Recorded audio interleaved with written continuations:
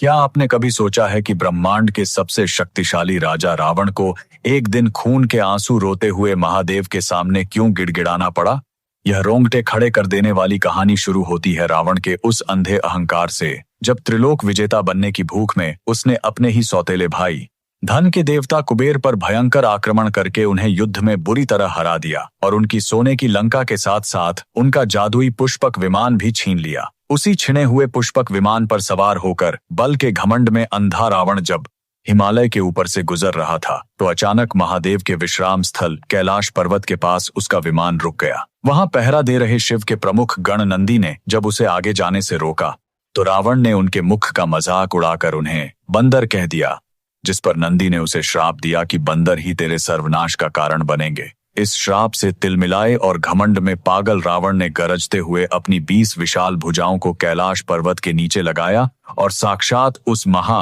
पर्वत को ही जड़ों से उखाड़ना शुरू कर दिया, जिससे पूरे पर्वत पर भयानक भूकंप आ गया और माता पार्वती भी विचलित हो गईं। लेकिन महादेव अपनी जगह पर शांत बैठे रहे और रावण के अहंकार को कुचलने के लिए उन्होंने जमीन पर सिर्फ अपने पैर का एक अंगूठा हल्का सा दबा दिया। पलक झपकते ही रावण की 20 की 20 भुजाएं करोड़ों पहाड़ों के वजन के नीचे बुरी तरह कुचल गईं, हड्डियां चूर चूर हो गईं और उसके मुंह से दर्द की एक ऐसी खौफनाक चीख निकली जिसने पाताल से स्वर्ग तक तीनों लोकों को कंपा दिया। इसी भयानक रुदन के कारण ही ब्रह्मांड ने उसे रावण नाम दिया कि नीचे खून से लथपथ तड़पते हुए जब रावण को एहसास हुआ कि उसकी जान सिर्फ महादेव ही बचा सकते हैं, उसी भयंकर दर्द में शिव की स्तुति करते हुए बिजली की कड़क और बादलों की गर्जना वाले वो रोंगटे खड़े कर देने वाले श्लोक गाए,